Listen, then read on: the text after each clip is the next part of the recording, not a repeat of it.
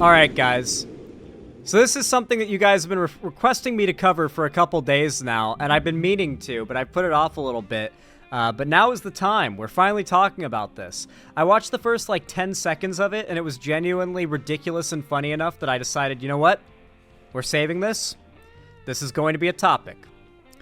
So Tucker Carlson spoke recently at a Turning Point USA action event, in which he spoke about the glory of a Donald Trump presidency, what it's like to be, to live under a Donald Trump presidency, and man, does he choose an interesting way to express this idea. Now, I just want to remind you, before we watch this segment, how frequently I've spoken on the sexual repression of conservatives, and how it oftentimes seems to lead them into, oddly enough and ironically enough, full-on sexual degeneracy.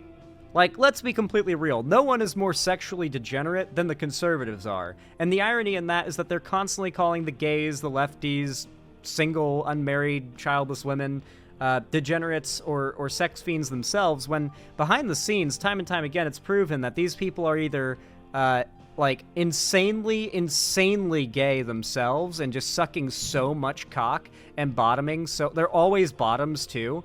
That's always the funniest part. They're never just gay. They're always bottoms. Have you ever noticed that? Whenever the videos of a pastor just, being gay come out, it's never the pastor getting sucked off. It's always the pastor, just giving some, deep throat. You know what I'm saying? Or the pastor getting, his back blown out. They're always bottoms. That's probably got to be where the majority of the shame comes from that motivates them to become, anti-woke, anti-gay conservative pundits, right? But hey, at the very least, I can say I am not sure if Tucker Carlson is in the closet, but I can confirm to you, regardless, he is far more than what he even accuses the left of being in the realm of, degenerate sex fiends. Just enjoy this. Enjoy this. Try to enjoy this. I recommend you remove all sharp objects and firearms from your reaching distance and vicinity before I press play. You've got 3 seconds. 3, 2, 1. Good luck. If you allow your 2-year-old to smear the contents of his diapers on the wall of your living room, and you do nothing about it, if you allow your 14-year-old to light a joint at the breakfast table, if you allow your hormone-addled 15-year-old daughter to slam the door of her bedroom and give you the finger, you're gonna get more of it. And those kids are gonna wind up in rehab. It's not good for you, and it's not good for them. No. There has to be a point at which dad comes home.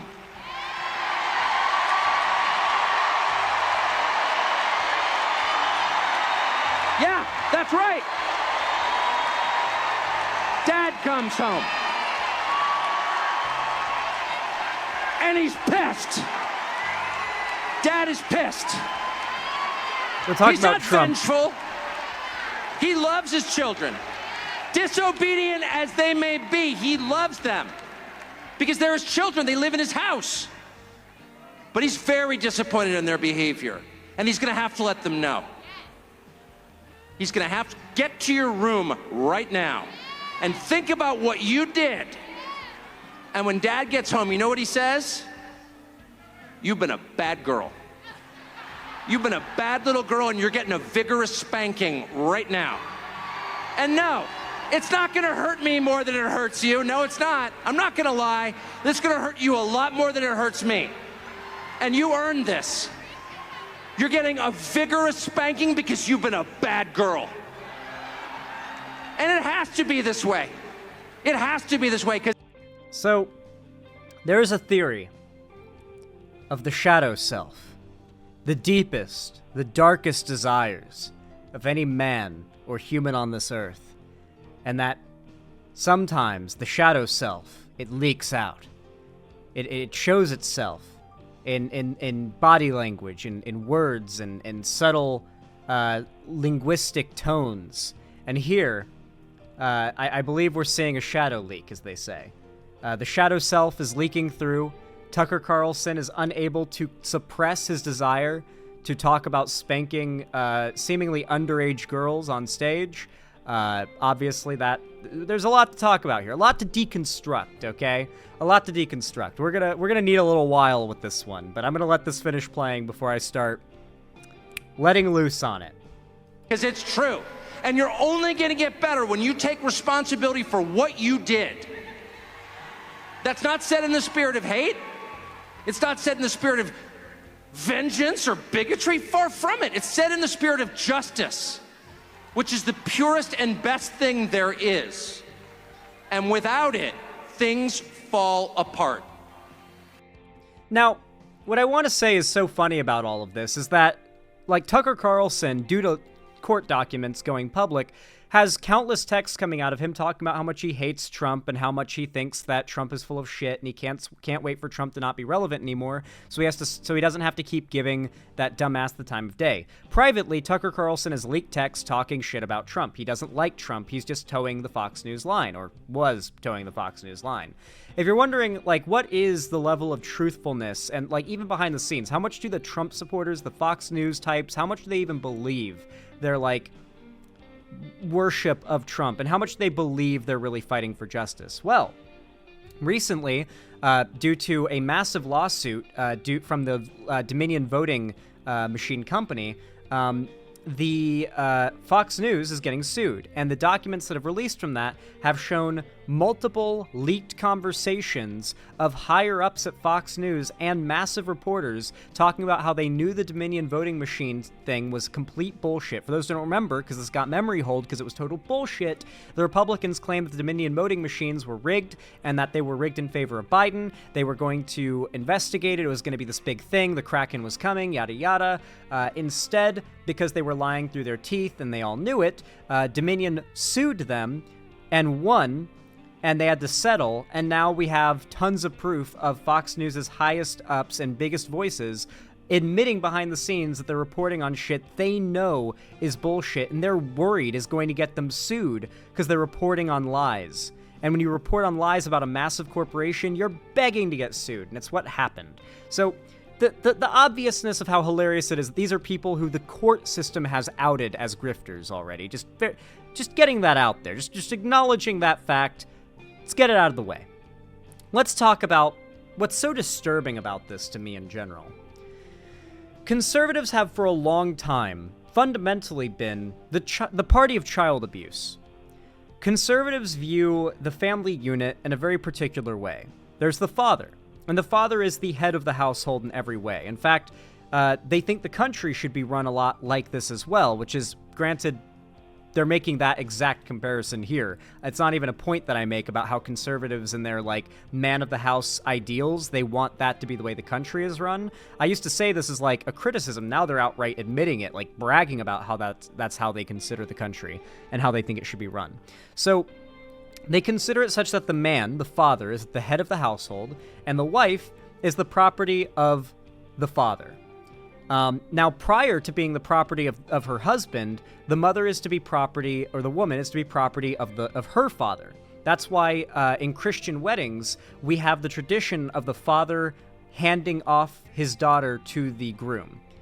You know how we do that? You ever thought about that little practice where it's like the father is supposed to, like, walk the daughter down the aisle and hand the daughter off to the groom? It's because, like, I owned my daughter. This was my daughter, my woman, that I created and own. And now I am granting ownership to you as her husband, who is, you know, like the new owner of my daughter, right? And I have given blessing. That's why the father giving blessing, like a mother's blessing means nothing. And like the traditional Christian, like, getting married thing, it's the father's blessing that matters because it presumes the father has ownership over the sexuality, the well-being, the safety, the autonomy of his daughter until a husband comes to marry her that the father approves of. And it's ironic that this practice is so frequently criticized in Islam when Christianity is foundationally based. Christian weddings, the weddings that are most prominently practiced in America, are based on this idea. And so the wife, obviously, property of the husband. It's why in a lot of conservative states even, there is no such thing as marital rape. Did you guys know that? And it's only a thing in red states, mind you. Republicans have fought for and succeeded to pass laws saying that if a married couple, if a husband rapes their wife, the marriage has said it such that they already consented. You can't rape your spouse. They're married to you. And so spousal rape, not a thing in quite a few red states, because the wife is property of the man. And this goes triple, if not 10 times fold, because we're going full circle to the kids. Their offspring, their children, especially the daughters, are absolutely, fundamentally, in the conservative worldview, meant to be the property of their fathers. And that is what this is evoking here. The conservative ideal of discipline. Now, discipline in the conservative view is not coming home and, the father sees the daughter did an awful thing and, explaining that that's an issue, here's why it's a problem, and then disciplining via a punishment that's like, warranting of the offense. In conservative discipline, well, conservatives are the ones who advocate for the state to execute citizens, right? Their view of justice and discipline may mean you have to die to learn your lesson. You may have to be killed for your lesson to be learned. That is what conservatives fight for. That is what they believe in. So that very fire and brimstone view of discipline, of course, carries on to their children. A lot of them are Christians that tell their kids, and this is why a lot of kids nowadays, or Gen Z, have left Christianity, is religious trauma. Talk to any ex-Christian that grew up Christian, they were terrified of hell as a kid. Hell was very commonly used as a thing that was just, even when it wasn't being used as a scary thing hung over kids' heads if they don't behave, hell as a concept existing was so terrifying for a lot of kids. Just to find out something like that supposedly exists is so horrifying that God, this omnipotent being you're taught has full control over you, also has full control over whether or not you go to an eternity of torture and suffering forever on scales that you couldn't even imagine. It's a horrifying thing for kids. And so they tell you, this is what awaits you if you don't do what God wants. By the way, God wants you to do what your dad tells you, what your mom tells you. And then, of course, there's the child abuse aspect, right? I'm not saying it's only conservatives that abuse their children, especially physically, but as a political point that they defend, beating children is absolutely a conservative fundamental thing. They are the ones who still fight to protect corporal punishment in schools where teachers and principals can hit kids. I don't know if you're aware of this, but they brought it back in Florida, if you're not aware. The Republicans did. I think I covered this recently. Or not recently, but a couple years ago. The Republicans fundamentally fight for and believe in children and women, especially, as property. And if you own something, if it's your property, how you harm it and how you batter and beat it to make it do what you want is your business and yours alone. How many times have you heard that from a conservative man? Whether or not he hits his kids or his wife is his business. That's his family. It's his business. That's how conservatives see it. So Tucker Carlson isn't necessarily, and I joked about this being like the shadow self leaking out. I'm mostly joking here. Tucker Carlson is, in reality, a very normal, real dude behind the scenes. I'm not sure if you're aware of it. There's a clip. I don't know if someone sent it to me last time. I wasn't able to find it last time I showed it. There's a clip of Tucker Carlson debunking everything he stands for now. Found it. Okay. Here it is. This is Tucker Carlson, back when he wasn't a grifter, explaining the exact grift that he does now. He was once a normal guy. He recognized how easy the money was if he followed this grift. He knows how to appeal to the worst of the worst people, and so he did exactly that. Listen to Tucker Carlson criticize everything that he is now, fully recognizing when he was younger how effective and easy the grift was, and how evidently he finally eventually fell to the dark side and joined it. Just watch him debunk his future self. It's insane. Another quote from your book: Bill O'Reilly's success is built on the perception that he really is who he claims to be. If he ever gets caught out of character, it's over. That's right. I say before that Bill O'Reilly's really talented. He's more talented than I am. He's got a lot more viewers than I do. He's a better communicator than I am. But I think there's kind of a deep phoniness at the center of his shtick. And again, as I say, the shtick is sort of built on this perception that he is the character he plays. He is every man. This kind of he's not right-wing, he's a populist. This kind of Irish Catholic populist fighting for you against the powers that be.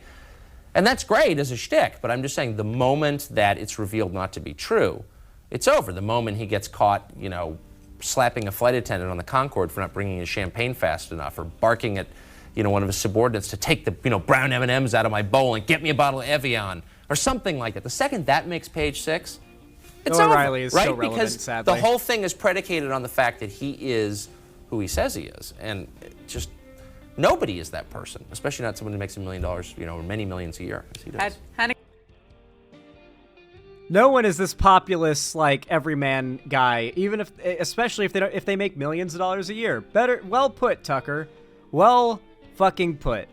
He looks so young. It is uncanny how young he looks there. It really, really is. I'll give you that. But the reason why I show that clip is the classic reality that, like, he knows what he's doing. Like, let's be completely real here. He knows what he's doing. This is not anything other than performance. And I want you to think about that. Realizing now that there is no genuineness here. This is not a genuine, like, rant of him exposing his, like, degenerate beliefs or whatever. Like, I joked about it, and I'm sure he is kind of like a sex deviant behind the scenes, like they all are. But besides that, what's really the thing that I want to draw attention to here is the fact that Tucker, now that we know that he is very aware of how to play people, how to be a character that, like, makes idiots fall for, like, the whole, like, everyman working class character that he plays, he knows about that. And now that he knows and is playing that character, look at how his rhetoric makes the crowd cheer. Listen to what he's saying. And knowing that Tucker is saying this because he knows the audience will like it, think about what it means that he recognizes and is right in recognizing that such a massive crowd would be receptive to this rhetoric. And think about how dangerous it is for these people to have kids. And a lot of them do. And the ones that are LGBT are the ones making up that massive proportion of homeless people in America that are LGBT youth. And that's just the top of the pile. Yeah, that's right. Dad comes home. He recognizes that to Trump supporters, it's a lot like a cult. They low-key do consider Trump like their dad. Like, he is Daddy Trump. And so outright calling him that, just saying it to their faces, they cheer for it. They love that someone with so much prominence is willing to say it out loud. And he's pissed. Dad is pissed. Trump's righteous anger. Something that a lot of Trump supporters genuinely believe is real, and they love him for it. They believe that Trump's behavior comes from the fact that he's just so angry. He's so angry at how fucked the country is. And, yeah, Daddy's coming home and Daddy's pissed. He's not vengeful. He loves his children. Trump loves you. Trump, literally talking about Trump like he's Jesus. You're all Trump's children, and he loves you. But you need to accept Trump's wrath. Okay, man. Disobedient as they may be, he loves them. Because they're his children, they live in his house. But he's very disappointed in their behavior. And he's gonna have to let them know. You hear the lady that yelled, yes! Like, yeah! You know, that lady beats her kids and thinks she's such a girl boss for it. That's, like, fundamentally what you need to realize here. This is literally a crowd of people who, if they have children, they beat their kids, and now they've got a prominent conservative and obviously the Trump party and the Republicans who act as, like, a cultural defender of that idea and use the idea of beating their kids as a comparison of how they want to beat the country into submission. Of course, this is like, you know, Trump talking about the enemy within, the idea that progressives need to be rooted out by the military and executed, something he's promised to do if he wins. You do know that, right? Like, Trump has promised to send the military out to kill all of you if he wins. Like, he calls you guys, you American non-Trump voters in chat, he's called you the enemy within and has promised to call the National Guard and military on you to execute you or arrest you or deport you, if you're lucky, if he wins. If Trump has his way, he will kill you. Not like in the, like, yeah, he'll do another bad handling of a virus or make COVID worse and we'll all die from that eventually. Or climate change will eventually kill us because Trump will make it worse. No, I mean, like, Trump has promised to deploy the military to go and start clearing the country of dissonance, the enemy within. What do you think that means? What do you think he's promising? He's gonna have to get to your room right now and think about what you did. And when Dad gets home, you know what he says? You've been a bad girl. You've been a bad little girl and you're getting a vigorous spanking. Now, obviously, this refers to, like, you know, conservatives are very into, like, beating their kids and abusing their kids. But there's also the fact that conservatives are, you know, we know pedocon law, pedocon theory, whatever you want to call it. The appeal to, like, the idea of inappropriately, arguably sexually, violently attacking an underage girl is something that obviously makes a crowd of Trump supporters cheer.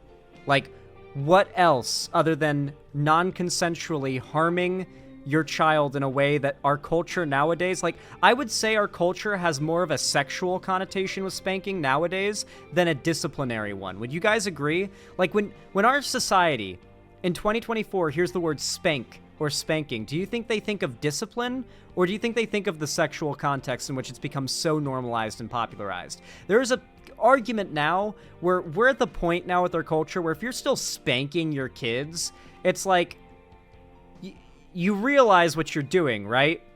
I read a Reddit post once on the subreddit Traumatize Them Back, where I guess there was this conservative parent who continued spanking their teenage daughter, like, they're a dad, of course, well into being like 16, 17 years old.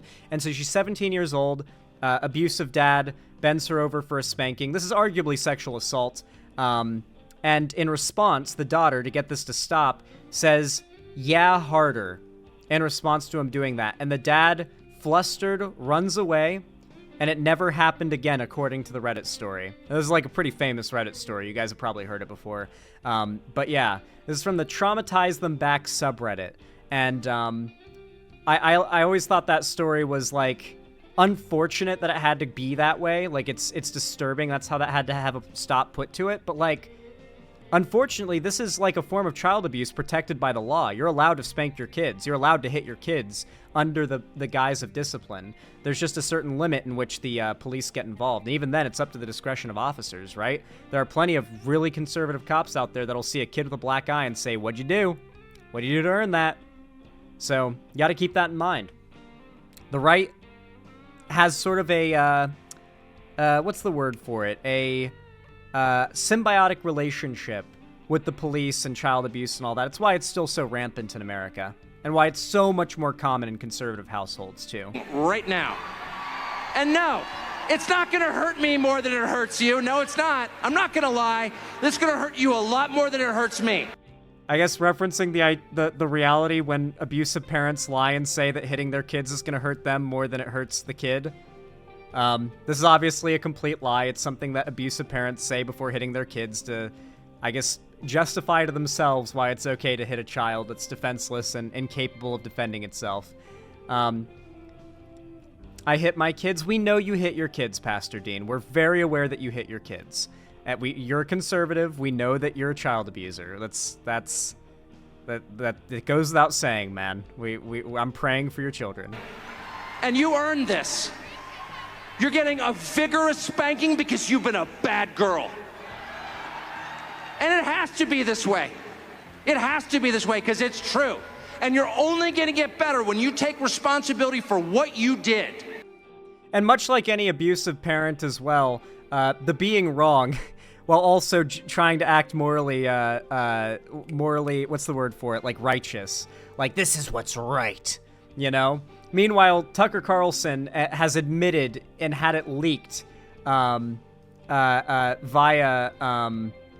court documents that he knows what he is saying is a lie.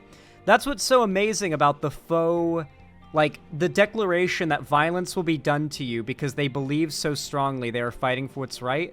What makes that sting so hard is when you have court documents confirming they know what they're saying they believe is bullshit, right? Fucking crazy stuff, man. I feel like that's really what should stand out to you the most here, is that this is a speech from Tucker Carlson making a crowd of conservatives cheer, where they use the idea of beating children and owning, like, their kids, and, like, yeah, it's just, as long as you don't use your fist.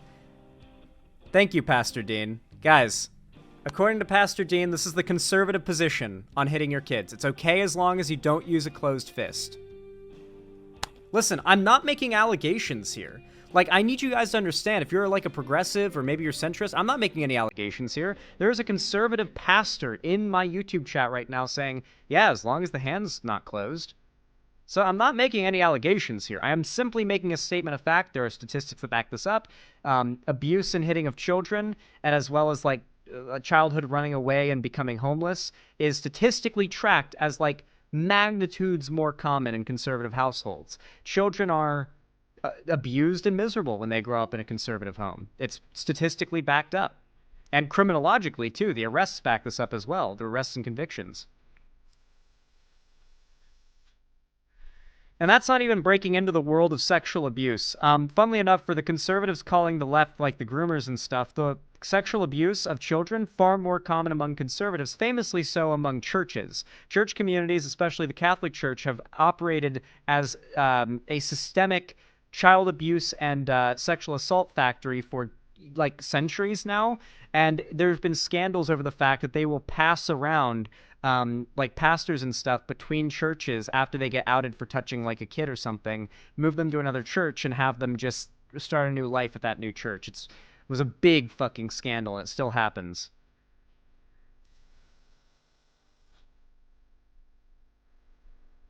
Anyway. Yeah, guys, this is some pretty depressing stuff. The right does fight for everything that is evil and cruel at the end of the day. They fight for the idea that empathy is weakness, that kindness is weakness, that, you know, we have to fight, you know, if you want any form of social welfare program or anything that could possibly help the public, it's evil, it's socialist, it's communist. And you know what they say about what should be done to communists. They outright say communists should be executed and dealt with by the military, as Trump has said. And anyone who's against him, he calls communist. So, yeah, it's all about just having their little Hitlerite rise to power. They're very open about it. I'm not going to pretend like that's not what they're doing. You can try and gaslight me and say, you got Trump derangement syndrome. If you tell me I've got Trump derangement syndrome, you're just reporting to me that you're a retard. I am not stupid. I know that you are either stupid or you know that what you're saying is bullshit. You're not going to gaslight me. Don't bother calling me Trump deranged or whatever. I keep up with all of the stuff that's going on with him. Yeah, I'm very aware of all this stuff. You're not going to gaslight me. But I do think it's cute when conservatives try to come along and call me like Trump derangement syndrome or whatever. And it's like, nah, man. I keep up on things a lot. It's very clear you probably don't. Or if you do, then you're deliberately lying. And I know that you are one of these two things, and you're not going to gaslight me into thinking you have a point. It's just not going to happen. It's not going to happen.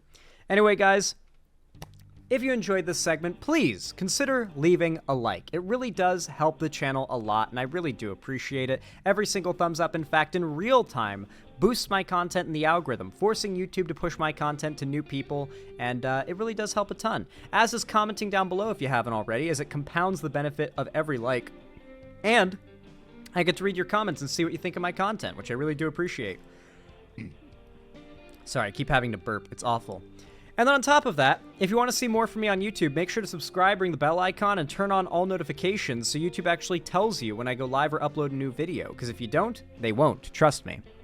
You can also follow my social medias, linked down below in the description if you haven't already, so that you can see more stuff from me on other platforms, including joining my fan Discord server.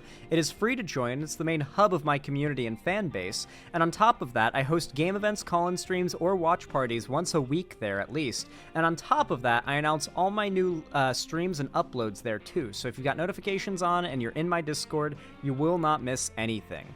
And finally, if you want to support me directly and you can afford it and you feel like it and you want to help me keep a roof above my head and the lights on here at the Xander Hall studio, then consider donating, subscribing, or gifting a sub on my website, xanderhall.com/live, or donate or support me through YouTube, Twitch, Streamlabs, Stream Elements, Patreon, or support me by buying merch to the Streamlabs link down below as well. But with that said, no matter how you watch or support me, thank you so much for watching and have a good one.